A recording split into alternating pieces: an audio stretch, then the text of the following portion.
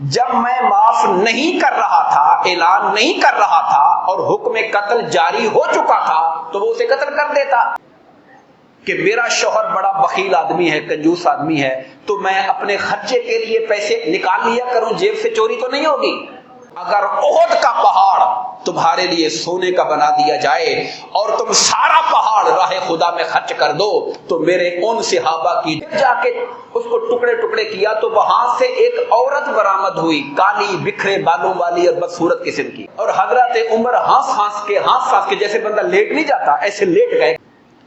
ہم سیرت النبی صلی اللہ علیہ وآلہ وسلم کے حوالے سے جو سلسلہ وار گفتگو کر رہے ہیں اس میں ہم پچھلے 2 جمعۃ المبارک سے فتح مکہ کے حوالے سے گفتگو کر رہے ہیں. فتح مکہ کے اسباب کیا بنے تھے اس پر میں نے عرض کیا تھا کہ وہ جو صلح معاہدہ تھا، صلح حدیبیہ والا معاہدہ، اس کی جب خلاف ورزی قریش کے حلیف قبیلے بنو بکر نے کی اور قریش نے ان کی حمایت کی در پردہ تو وہ معاہدہ ٹوٹ گیا. معاہدہ یہ تھا کہ 10 سال جنگ نہیں کریں گے. اب جب معاہدہ ٹوٹ گیا تو پھر حالت جنگ بحال ہو گئی. اب مسلمانوں کو بھی حق تھا کہ وہ جنگ کر سکتے تھے، قریش مکہ کو بھی حق تھا کہ وہ بھی جنگ چاہتے تو چھیڑ سکتے تھے، لیکن مکہ والے جنگ چھیڑنے کی بجائے وہ یہ چاہتے تھے کہ جنگ اب نہ ہو، معاہدہ بحال ہو جائے. سردار ابو سفیان، حضرت سردار قریش اس وقت کے حضرت ابو سفیان، انہوں نے مدینہ آ کر پوری کوشش کی مگر یہاں سے کوئی ریسپانس نہیں ملا، خاموشی، نہ ہاں نہ نہ. اور حضور ارادہ دل میں فرما چکے تھے مکہ پر حملہ کرنے کا. پھر ہم نے پچھلے جمعہ پر تفصیل کے ساتھ ان واقعات کا ذکر کیا کہ کس طرح یہ سفر ہوا، کس مقام پر مکہ سے آنے والے کون سے جلیل القدر صحابہ جن میں حضرت عباس حضور کے چچا جان اور پھر بعد میں حضور کے خاندان کے آپ کے بلکہ چچا زاد بھائی وہ بھی وہاں سے واپس آتے ہوئے ملے، اور پھر آپ نے مکہ فتح کرنے کے لیے کس طرح کا جو تدبیر اختیار فرمائی. آپ کی جو جنگی تدبیر تھی اس کا پیک یہ تھا. ہمیں فتح مکہ کے موقع پر یہ بات دیکھنے کو ملتی ہے کہ آپ کی جنگی تدبیر کی انتہا یہ تھی کہ کفار مکہ تک بات پہنچنی نہیں چاہیے، ہم اچانک ان تک پہنچ جائیں. یعنی رازداری کا جو اصول تھا اسے آقا کریم علیہ الصلوۃ والسلام نے اتنی شدت سے اختیار کیا کہ اپنے گھر والوں کو جنگ کے لیے لباس اسلحہ تیار کرنے کا حکم تو دیا مگر یہ نہیں بتایا کہ جنگ کدھر ہونی ہے. حضرت عائشہ صدیقہ سے ان کے والد نے آ کر پوچھا کہ یہ حضور کدھر کی تیاری کر رہے ہیں؟ انہوں نے بھی کہا خدا کی قسم میں نہیں جانتی. اور پھر آقا انعامدار نے اللہ سے بھی دعا کی تھی کہ یا اللہ جاسوسوں کو اور خبریں پہنچانے والوں کو قریش کا خبر پہنچانے سے روک دے، ان کی آنکھیں اندھی رہیں، ان کے کان بہرے رہیں ہماری خبروں کے حوالے سے. اور میں نے یہ واقعہ بیان کیا تھا کہ حضرت حاتب بن ابی بلتہ نے ایک خاتون کو خط دے کے روانہ کیا تھا. اب جو حضور کی خواہش تھی، اللہ کیسے حضور کے ساتھ شامل ہو جاتا ہے، اللہ نے خبر دی کہ فلاں عورت خط لے کے جا رہی ہے، اسے رکوائیں. اللہ تعالیٰ بھی حضور کی تدبیر، ظاہر ہے حضور کی تدبیر اللہ سے الگ نہیں ہے، اور اللہ تعالیٰ اپنے نبی کا مددگار ہے. اللہ اپنے نبی کی قدم قدم پہ رہنمائی فرمانے والا ہے. تو اللہ نے خبر دے دی کہ فلاں عورت خط لے کر جا رہی ہے، تو آپ نے حضرت علی مرتضیٰ اور دیگر صحابہ کو بھیجا اور خط واپس لایا گیا. میں صرف ایک آپ کو پچھلی گفتگو کا ایک سمری اور خلاصہ بتا رہا ہوں تاکہ آج ہم فتح مکہ کو کنکلیوڈ کریں گے، اس پہ بات ختم کر دیں گے تو پورا منظر آپ کے سامنے رہے۔ اور یہ جو رازداری اس حد تک تھی کہ جو مدینہ سے باہر جو آپ کے دوست قبائل تھے، حلیف قبائل تھے، ان کو بھی جنگ میں شریک کرنا تھا۔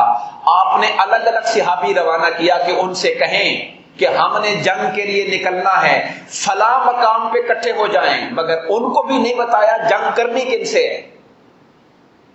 اپنے حلیفوں کو بلوا لیا، پوائنٹ دے دیا اسمبلی کا اکٹھے ہونے کا، مگر اپنی ٹارگٹ نہیں بتایا ان کو بھی۔ اور پھر آپ نے اپنے کئی صحابہ کے دستے اپوزٹ سائڈ پہ روانہ کر دیے، 200 بندے کا، فلاں علاقہ، تاکہ دشمن کو یہ احساس ہو کہ شاید ادھر جانے کا ارادہ کر رہے ہیں، یعنی ان کو ایک طرح سے ایک ڈاج دیا جنگی حوالے سے۔ اور جب آپ لشکر لے کے نکلنے لگے، مکہ جنوب کی جانب تھا، حضور شمال کو چل پڑے، لوگ سمجھے شام کی طرف جانا ہے، تو آپ کنارہ لے کر دور سے پلٹ کے پھر ان کو لے کر آئے اس رستے پر۔ یہ سارا کچھ کیوں کیا؟ تاکہ آپ کی جنگی کارروائی مکہ والوں سے چھپی رہے، ان تک اطلاع نہ پہنچے۔ اور حضور کیوں چاہتے تھے کہ اطلاع نہ پہنچے، کیوں چاہتے تھے کہ چھپی رہے؟ تاکہ دشمن کو تیاری کرنے کا موقع نہ ملے۔ اگر دشمن تیاری کر لیتا اور زبردست قسم کی جنگ ہوتی تو ہزاروں بندے مر جاتے۔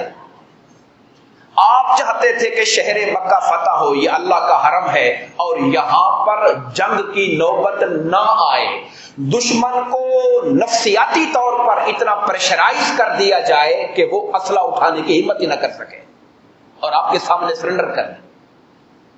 یہی وجہ تھی کہ آقا جب قریب پہنچے مکہ کے 20 کلومیٹر پہلے تو آپ نے 10,000 لوگوں سے کہا، صحابہ سے، ہر کوئی اپنا اپنی آگ جلائے تاکہ مکہ والوں پر پریشر پڑے۔ پھر حضرت ابو سفیان کو جب لایا گیا حضور کے پاس تو آقا نے کہا انہیں اونچی جگہ کھڑا کرو، جب لشکر گزرے تو ایک ایک قافلے کو یہ دیکھیں تاکہ ان کے دل میں روب پیدا ہو، اور پھر ان کو چھوڑ دیا کہ مکہ والوں کو جا کے بتائیں اتنا بڑا لشکر آ رہا ہے۔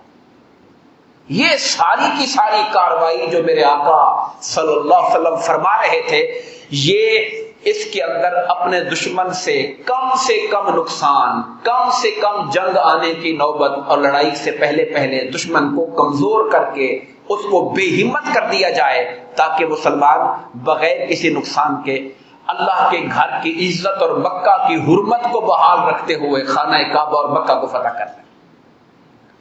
حضور نبی کریم، پھر میں عرض کر چکا کہ آپ مکہ میں داخل ہو گئے، آپ نے خانہ کعبہ کو بتوں سے پاک کروایا، خانہ کعبہ کے اندر جا کر نماز پڑھی، حضرت بلال کو خانہ کعبہ کی چھت پہ چڑھا کے اذان دی، اور مکہ کے لوگ اس وقت جو مجرم اور قیدیوں کے طور پہ آقا کے سامنے کھڑے تھے، تو میرے آقا نے فتح مکہ کا یہ اعلیٰ ترین لمحہ تھا ساری دنیا کے سامنے، ایک بہت بڑی مثال جو اس سے پہلے نہیں ملی اور اس کے بعد بھی نہیں مل سکے گی۔ پوچھا کہ تم جانتے ہو میں تمہارے ساتھ کیا سلوک کرنے والا ہوں؟ انہوں نے کہا آپ نیک بھائی ہیں، نیک بھائی کی اولاد ہیں، ہم آپ سے اچھے سلوک کی توقع رکھتے ہیں۔ تو فرمایا میں تم سے وہی کہتا ہوں جو حضرت یوسف نے اپنے بھائیوں سے کہا تھا، لا تثریب علیکم اليوم، آج تم پر کوئی پکڑ نہیں، جاؤ میں نے تمہیں آزاد کیا اور معاف کر دیا میں نے تم سب کو۔ حضور نبی کریم علیہ السلام نے اب میں آگے چل رہا ہوں، اس موقع پر خانہ کعبہ کی چابیاں میرے آقا کے ہاتھ میں تھی، ظاہر ہے آپ فاتح تھے، چابیاں پہلے جس کے پاس تھیں ان کا نام عثمان بن طلحہ تھا۔ سرکار نے کہا عثمان بن طلحہ کو بلاؤ، چابیاں لائی گئی، سرکار نے کہا چابی مجھے پکڑاؤ، چابی دی گئی۔ آقا نے فرمایا تجھے وہ وقت یاد ہے جب ہجرت کرنے سے پہلے میں نے تم سے کہا تھا کہ کعبہ کا دروازہ کھولو، تم نے دروازہ نہیں کھولا تھا۔ پھر آقا نامدار جب اندر سے واپس آئے، حضرت علی مرتضیٰ حضور کے پاس چلے گئے، یا رسول اللہ یہ چابیاں ہمیں دے دیں، یعنی ہمارے خاندان میں آ جائیں چابیاں۔ حضرت علی کوئی غیر نہیں تھے، آپ کے اپنے تھے، آپ کے کزن بھی تھے، ان کو اپنا بھائی بھی کہا ہوا تھا، آقا کے داماد بھی تھے، مگر رب کائنات نے، روایات میں آتا ہے اس موقع پر یہ آیت اتری، ان اللہ یامرکم ان تؤدوا الامانات الی اہلها، اللہ حکم دیتا ہے امانتیں ان کے حقداروں کے سپرد کی جائیں۔ تو حضور نے فرمایا عثمان کہاں ہے؟ عثمان بن ابی طلحہ جن سے چابی مانگی تھی، انہوں نے کہا حاضر ہوں۔ کہا یہ چابی پکڑو، اللہ نے حکم دیا ہے کہ چابی تمہارے خاندان میں رہے گی اور یہ قیامت کے دن تک ہمیشہ ہمیشہ تمہارے پاس رہے گی، تمہارے خاندان میں۔ جو چھینے گا وہ ظالم انسان ہوگا تم سے۔ تو حضور نے حضرت علی کی اور حضرت عباس کی خواہش کے باوجود امانت جس کا حق تھا، میرے آقا نے امانت انہی کو واپس لوٹا دی، اور چابی خانہ کعبہ کی آج تک اسی کی اولاد کے اندر چلی ہوئی آ رہی ہے۔ پھر آقا انعامدار نے یہاں سے آپ حضرت علی کی بہن جن کا نام حضرت ام ہانی تھا، ان کے گھر گئے۔ یہ وقت تھا کوئی چاشت کا ٹائم تھا، سرکار نے 8 رکعت نماز پڑھی جا کے، وہاں غسل بھی فرمایا۔ لوگ اس پر اختلاف کرتے ہیں کہ آپ نے چاشت کی نماز پڑھی تھی یا آپ نے فتح مکہ کے شکرانے کے طور پہ نفل پڑھے تھے۔ شکرانے کے نفل تھے، اور بندہ ایک نفل میں کئی نیتیں بھی کر سکتا ہے، چاشت کی بھی نیت ہو، شکرانے کی بھی نیت ہو۔ وہاں پہ حضرت ام ہانی حضرت علی مرتضیٰ کی بہن، یہاں ایک بات اور سمجھنے والی ہے، سارے مکے کو آپ نے معافی کا اعلان کر دیا تھا۔ 9 ایسے لوگ تھے جن کے بارے میں آقا نے فرمایا تھا کہ ان کے لیے معافی نہیں، یہ جہاں نظر آئیں انہیں قتل کر دیا جائے۔ 9 لوگ ایسے تھے۔ اب ظاہر ہے وہ 9 کیوں چنے ہوں گے؟ ان کے جرائم کی وجہ سے، ان کے جرم اس طرح کے تھے کہ ان کو آپ نے 9 کو الگ کر دیا۔ ان 9 میں سے 2 لوگ ایسے بھی تھے جن کی رشتہ داری تھی حضرت علی مرتضیٰ رضی اللہ تعالیٰ عنہ کے ساتھ، اور بعض روایات میں آتا ہے کہ حضرت ام ہانی کے دیور تھے، یعنی ان کے جو شوہر تھے ان کے بھائی تھے۔ حضرت ام ہانی نے ان کو پناہ دے رکھی تھی، اپنے پاس کمرے میں چھپایا ہوا تھا۔ حضرت علی کہتے تھے کہ میں انہیں قتل کر دوں گا، تو حضرت ام ہانی نے کہا یا رسول اللہ میں نے ان کو پناہ دی ہوئی ہے، علی انہیں قتل کرنا چاہتا ہے۔ حضور نے کہا ام ہانی میری بہن، جس کو تو نے پناہ دی مصطفیٰ نے بھی اس کو پناہ دے دی ہے۔ آپ نے ایک عورت کو عزت دی، ایک عورت کو مقام دیا کہ آپ نے اگر کہہ دیا ہے کہ میں آپ کے لیے پناہ مانگوں گی، حضور سے معافی مانگوں گی، تو جس کو آپ نے پناہ دے دی مصطفیٰ نے اس کو پناہ دے دی۔ پھر ان 9 میں سے کئی لوگ وہ تھے، ان میں ایک عبداللہ بن ابی سرا تھے جو حضرت عثمان کے رشتہ دار لگتے تھے۔ حضرت عثمان ان کو لے کر چھپتے چھپاتے حضور کے پاس پہنچ گئے، ان کو پردہ کپڑا ڈالا ہوا تھا کہ لوگ دیکھ کر رستے میں نہ مار ڈالیں انہیں۔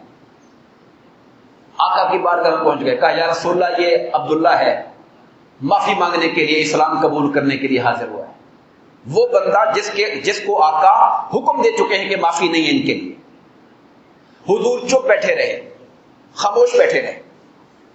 انہوں نے پھر کہا کہ آقا یہ معافی کے لیے اور اسلام کے لیے آیا ہوا ہے۔ خاموش رہے حضور۔ جب تیسری بار کہا تو آقا نے ان کی معافی قبول کر لی اور اسلام قبول کر لیا۔ تب آقا جب اٹھ کے چلے گئے، حضور نے فرمایا تم میں کوئی سمجھدار بندہ نہیں تھا، جب میں معاف نہیں کر رہا تھا، اعلان نہیں کر رہا تھا اور حکم قتل جاری ہو چکا تھا تو وہ اسے قتل کر دیتا۔ اب صحابہ کرام نے کہا یا رسول اللہ ہمیں اندازہ نہیں ہو سکا، آپ ہمیں آنکھ کا اشارہ کر دیتے۔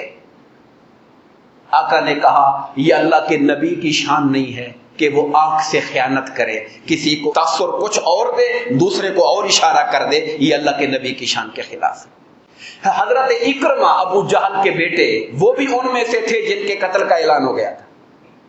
ان کی بیوی آقا کی بارگاہ میں آئی، کہا یا رسول اللہ میں اس کی طرف سے امان مانگنے آئی۔ حضور نے کہا امان ہے، جاؤ اسے ڈھونڈ کے لے کر آؤ۔ وہ سمندر پہ پہنچ چکے تھے، کشتی میں بیٹھ کر یمن فرار ہو رہے تھے۔ بی بی پاس پہنچی، کہا میں نے حضور سے ملاقات کی ہے، تمہاری معافی کا اعلان ہو گیا۔ وہ ان کو لے کر حضور کی بارگاہ میں آئی۔ ان 9 میں سے بھی پھر کوئی 5 کے قریب لوگ وہ تھے جنہیں معاف کر دیا گیا تھا۔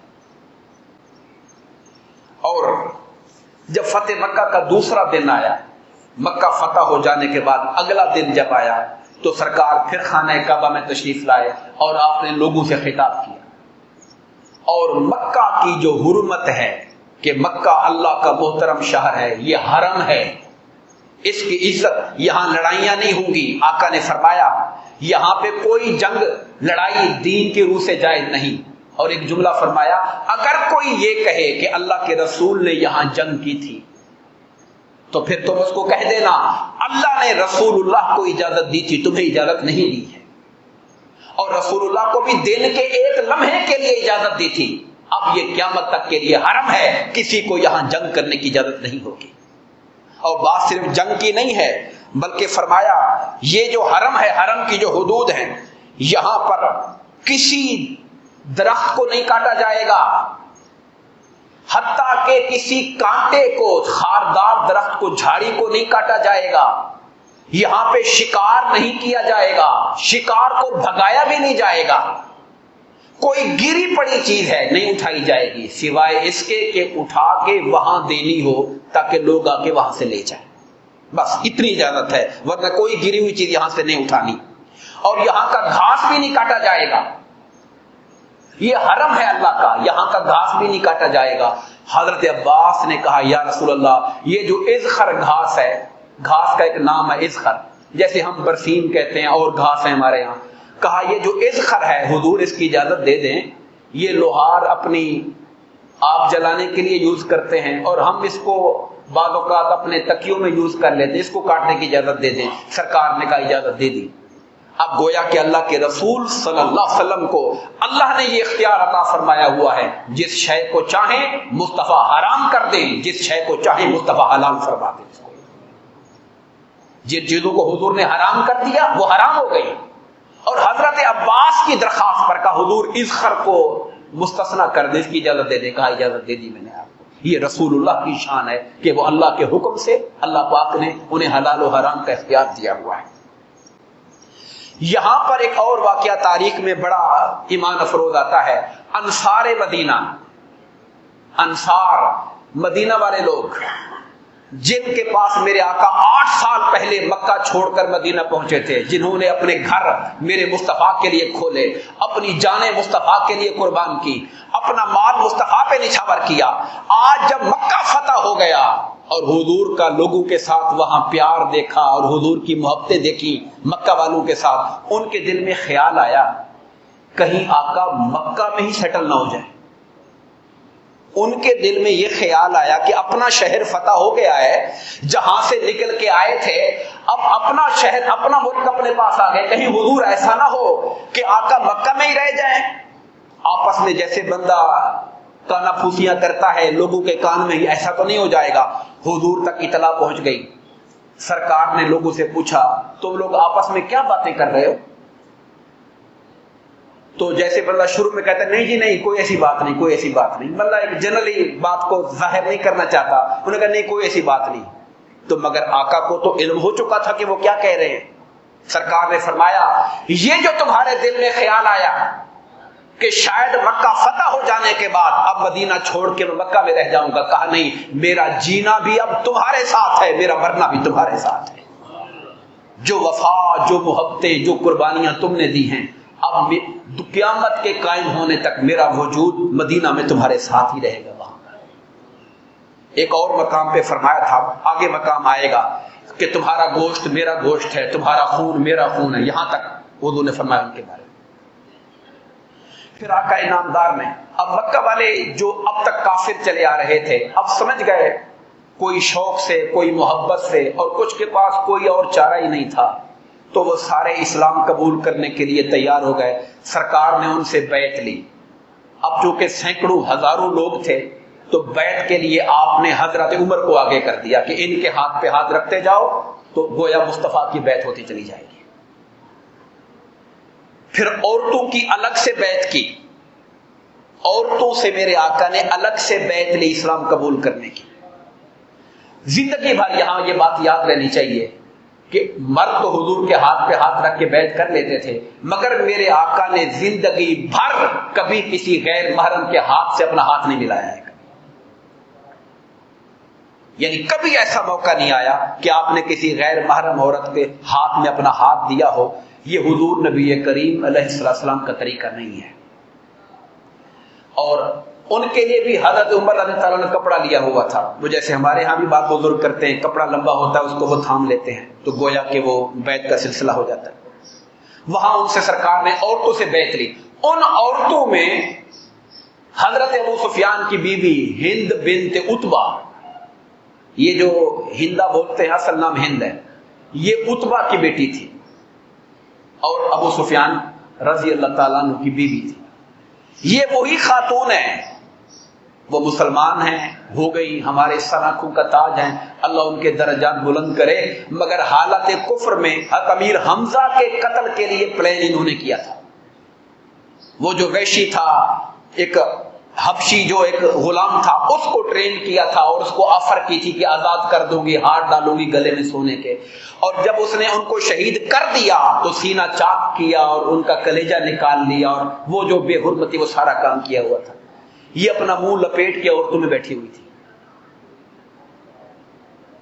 اور شو نہیں کر رہی تھی کہ میں بیٹھی ہوں.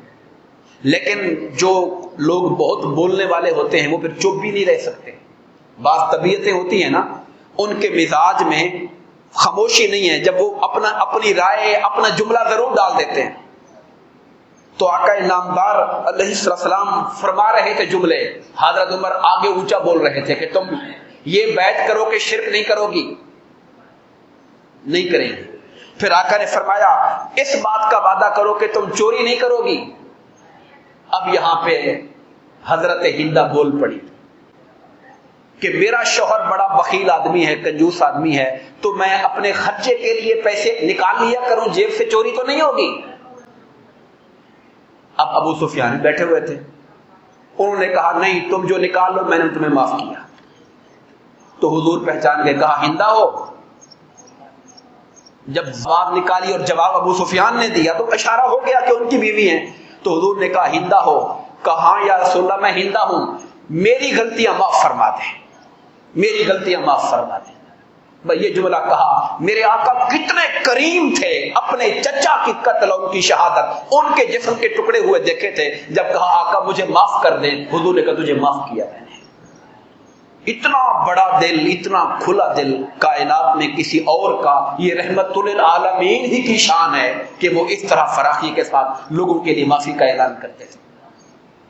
پھر آقا نے فرمایا اس بات کا عہد کرو، بیعت کرو کہ تم بدکاری نہیں کرو گی، زنا نہیں کرو گی. انہوں نے کہا آقا کیا کوئی، اب ہندا ساتھ ساتھ بول رہی ہے. میں نے وہی عرض کیا نا، بعض طبیعتیں ہوتی ہیں، مزاج ہوتے ہیں، جو سردار وڈیرے ٹائپ لوگ ہوتے ہیں وہ درمیان میں اپنا جملہ بھی بولنے کی عادت رکھتے ہیں. کہا آقا کوئی آزاد عورت بھی کیا بدکاری کرے گی؟ یعنی یہ تو لونڈیاں اور جو نیچے طبقے کے لوگ ہیں وہ یہ حرکتیں کرتے ہوں گے. پھر آقا نے فرمایا اس بات کا وعدہ کرو کہ تم اپنے بچوں کو قتل نہیں کرو گی، جو کہ عرب میں کلچر تھا بیٹیوں کو مار دینے کا. تو یہاں ہندا پھر بول پڑی اور بڑا عجیب جملہ کہا ہاں اللہ نے ہمیں جو بچے دیے تھے ہم نے تو پال پوس کے بڑے جوان کیے تھے، بدر میں آپ نے ہی ان کو مروا دیا. یعنی جنگ میں آپ نے ہی پھر جنگ کے اندر ان کو، مطلب یہ کہ اتنی بڑی جسارت. اب میں ظاہر ہے کہ میں پھر اور کچھ کہہ نہیں سکتا ہوں. حضور مسکرا پڑے اور حضرت عمر ہانس کے جیسے بندہ لیٹ نہیں جاتا ایسے لیٹ گئے کہ یہ کیا اس نے بات کہہ دی آگے سے. آقا فرما رہے بچوں کو قتل نہیں کرو گے. حضور کا اشارہ تو یہ تھا کہ وہ جو بچیاں زندہ درگور کر دی جاتی ہیں یا بھوک اور ڈر کی فاقے کی وجہ سے بچے چھوٹے مار دیتے ہیں، اس نے اوپر سے وہ یاد کرا دیا کہ بدر میں آپ نے ہمارے بچوں کو مروا دیا تھا. حالانکہ حضور نے کیا مروانا تھا، وہ تو حالت جنگ میں کفر کا لشکر کے سپاہی بن کے آئے تھے، لڑائی میں مارے گئے تھے، اس کو مروانا تو نہیں کہتے. بہرحال پھر آقا نے فرمایا کہ اس بات کی بیعت کرو کہ تم کسی پر بہتان نہیں لگاؤ گی، جھوٹے الزام نہیں لگاؤ گی کسی پر. اس پر ہندا پھر بول پڑی آپ بہت اچھی عادتوں کی تعلیم دیتے ہیں، آپ کا دین بہت اچھا ہے، آپ اچھائی اور معروف کی باتیں ہمیں سکھا رہے ہیں. اور آقا نے فرمایا کہ تم رسول کی نافرمانی نہیں کرو گی، جو اللہ کا رسول حکم دے گا اس کی نافرمانی نہیں کرو گی. یہ آپ نے بیعت لی خواتین سے. میرے آقا مکہ فتح کرنے کے 19 دن بعد وہاں 19 دن تک مکہ میں رہے، 19 دن تک مکہ میں قیام فرمایا. اور وہ جو وہاں پہ جاہلانہ قدریں تھیں ان کو آپ تبدیل فرما رہے تھے. خاص طور پر آپ جانتے ہیں مکہ گڑھ تھا، مکہ والوں کے بڑے بڑے بت تھے، لات، منات، عزا، سوا. آپ نے ان بتوں کی طرف اپنے صحابہ کو بھیجا کہ جاؤ انہیں جا کے توڑ ڈالو اور ختم کر دو، تاکہ وہ جو حرم مکہ کا علاقہ ہے اور جو زمین ہے وہ بت پرستی سے پاک ہو جائے. حضرت خالد کو آقا نے بھیجا بنو جزیمہ کی طرف، ان کا وہاں پہ منات نام کا بت تھا، کہا جا کے توڑ کے آؤ. وہ گئے، توڑ کے واپس آ گئے. آقا نے فرمایا تم نے توڑ دیا؟ کہا آقا توڑ دیا. کہا کوئی چیز وہاں دیکھی، کوئی خاص بات؟ کہا نہیں. کہا پھر جاؤ، تم نے توڑا ہی نہیں اس کو. پھر دوبارہ گئے، اس کو پھر جا کے اس کو ٹکڑے ٹکڑے کیا تو وہاں سے ایک عورت برآمد ہوئی، کالی بکھرے بالوں والی اور بدصورت قسم کی. تو پھر واپس آئے، کہا آقا اب ایسا ظاہر ہوا تھا؟ کہا ہاں، اب تم نے اس بت کو ختم کر دیا. اب اللہ جانتا ہے، میں نہیں سمجھ سکا اس بات کو کہ اس عورت کا بت سے کیا تعلق تھا. میں اس بات کو ابھی تک نہیں سمجھ پایا ہوں. کوئی شروحات دیکھیں گے اہل علم نے کیا لکھا ہے. اسی طرح آپ نے مختلف جو مقامات تھے جہاں لوگوں نے بڑے بڑے بت رکھے ہوئے تھے، دور دور سے لوگ آتے تھے وہاں پر بت پرستی کے لیے، ان کو ختم کروا دیا، ان کو توڑوا دیا. پھر تبلیغ اسلام کے لیے آپ نے حضرت خالد کو بھیجا ایک مقام پر. میں آخری بات کرنے لگا ہوں. حضرت خالد بن ولید رضی اللہ تعالیٰ عنہ، آپ جانتے ہیں نوجوان تھے اور جذبات میں تیزی تھی، بہت پھرتیلے تھے، بہت تیز تھے. ایسے تو نہیں وہ اللہ کی تلوار تھے اور دشمنوں پہ چھا جانے والے تھے. ایک مقام پہ آقا نے بھیجا ان کو کہ ان کو تبلیغ اسلام کر فلاں قبیلے کو دعوت دے کر آئے. انہوں نے جا کے دعوت دی. انہوں نے جواب میں اگر کھلے طور پہ کہتے جی ہم مسلمان ہو گئے، اسلام قبول کر لیا تو بات سمجھ آ جاتی. انہوں نے لفظ بولے سبانا سبانا، ہم نے دین چھوڑ دیا، ہم نے دین چھوڑ دیا. اب یہ ایسے لفظ تھے جس سے کلیئر نہیں ہو رہا تھا کہ کیا اسلام کو چھوڑ دیا یا اپنا دین پہلے والا پرانا چھوڑ دیا. اب اپنے جذبات میں اور تیزی میں انہوں نے جنگ شروع کر دی ان کے ساتھ. کئی لوگ وہاں پہ شہید ہو گئے. جب آقا پتہ چلا تو سرکار نے کہا اے اللہ میں خالد کے اس عمل سے بری ہوں، مولا میرا اس سے کوئی تعلق نہیں ہے. یعنی یہ عمل جو انہوں نے کیا ٹھیک نہیں کیا. وہاں پہ حضرت عبد الرحمن بن عوف رضی اللہ تعالیٰ عنہ، یہ کون ہے؟ عشرہ مبشرہ صحابہ میں سے، اولین صحابہ میں سے، وہ جو شروع والے 40 ہیں، بلکہ 40 کیا شروع والے 10-15 میں سے ہیں. ان کے ساتھ تکرار ہو گئی حضرت خالد کی. انہوں نے کہا ہوگا کہ یہ تم عمل غلط کر رہے ہو، فلاں بندے زخمی کر دیے، فلاں قتل ہو گئے، نہیں ہونے چاہیے تھے. اور وہ کمانڈر تھے، چیف تھے، انہوں نے اپنا حکم چلایا وہاں پر، تو آپس میں تکرار ناراضگی ہو گئی. حضور کو اطلاع ملی. تب آقا نے جملہ فرمایا خالد میرے صحابہ کو برا بھلا مت کہو. حضرت خالد خود بھی صحابی ہیں کہ نہیں ہیں؟ صحابی ہیں. مگر آقا کیا فرما رہے ہیں؟ میرے صحابہ کو برا بھلا مت کہو، یعنی جو تم سے سینئر ہیں، جو تم سے پہلے اسلام جنہوں نے قبول کیا، جنہوں نے مکہ میں مشکلات کا دور دیکھا 13 سال کا. آپ تو ہجرت کے 6 سال بعد مسلمان ہوئے ہو. جو 13 سال پہلے کے مسلمان ہیں، 13-6-19 سال پہلے کے، میرے صحابہ کو برا بھلا مت کہو. اگر احد کا پہاڑ تمہارے لیے سونے کا بنا دیا جائے اور تم سارا پہاڑ راہ خدا میں خرچ کر دو تو میرے ان صحابہ کی 2 رکعت کی نماز کی برابری نہیں کر سکتے ہو. اور بعض روایات میں ہے کہ ان کا لپ بھر، جو تم احد پہاڑ خرچ کر دو اور ان کا جو لپ دیا ہوا ہے اس زمانے کا ایک لپ بھر، اس کی برابری نہیں کر سکتے ہو. اب آپ اس سے اندازہ کریں صحابہ کرام میں بھی درجات ہیں. اب یہاں پر میں اس طرف جانا نہیں چاہتا مگر آپ کو اشارہ کرنا چاہتا ہوں. کئی ہمارے ہاں ایسا ہوا، وہ لوگ جو فتح مکہ کے بھی بعد مسلمان ہوئے، فتح مکہ میں مسلمان ہوئے، ان کا کوئی مقابلہ حضور کی آل سے کروائے، حضرت علی مرتضیٰ سے کروائے تو یہ بات کس قدر نامناسب ہوگی. حضور نے حضرت خالد کو حضرت عبد الرحمن سے مقابلہ نہیں کرنے دیا کہ میرے صحابہ کے بارے میں ایسی بات مت کرنا. کجا یہ کہ کوئی بعد کے آخری زمانے کا مسلمان ہو اور مقابلے حضرت علی مرتضیٰ سے کریں تو یہ آقا کو کس قدر ناپسند ہوگا. اور ہمیشہ یہ بات یاد رکھنے والی ہے کہ آقا نے فرمایا کہ جو حق ہے، جو درستگی ہے، جو حق ہے وہ حضرت علی رضی اللہ تعالیٰ عنہ کے ساتھ ہے۔ انہی جملوں میں اکتفا کرتا ہوں، دعا فرمائیں اللہ تبارک و تعالی ہم سب کو آقا کی سیرت طیبہ کو پڑھنے، سمجھنے اور عمل کی توفیق عطا فرمائے، آمین۔ وما علینا الا البلاغ المبین۔